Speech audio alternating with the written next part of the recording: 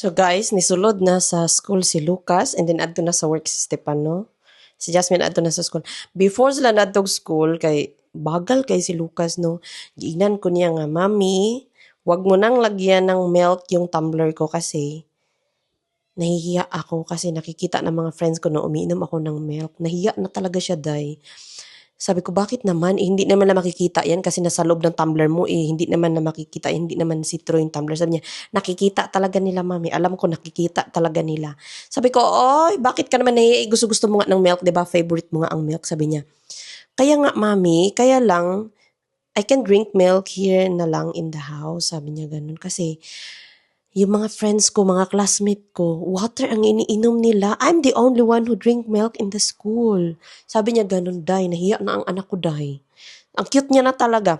Actually, si Lucas, hindi ko yan siya pinilit mag-stop ng diaper. Siya mismo ang nag-stop.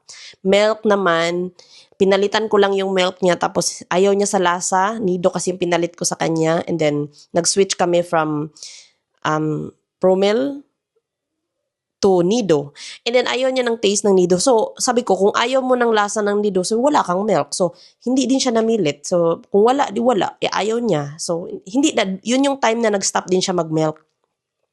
Ngayon, ang iniinom niya kasi fresh milk na lang. Yung fresh milk na nabibili, nilalagay ko yun sa tumbler niya kasi at least may laman. And then pinapakain ko yan siya ng cereal bago umalis para may laman yung tiyan niya. Kasi tamad sila kumain ng morning. I don't know. And also Jasmine, tamad sila. Like super tamad. And then, nilalagyan ko ng milk yung tumbler niya. And then baon, it's either bread or fruits. Sabi niya, "Mommy, only..." And then this morning, he told me that, "Mommy, you have to put only water in my tumbler, okay?" So, sabi ko, "Okay." Kasi sabi niya, "I'm shy talaga. I'm shy na." Sabi ko, "Wow, na-shy ka na talaga." Ikaw na talaga, dong. So, ganon. 'Di ba? Nahiya na ang anak ko. Binata na siguro tong anak ko. Nahiya na nga siya magbihis sa harapan ko. Nagtatago na sa likod ng pinto. No? Kala mo naman talaga, talaga naman. So, ayun lang guys.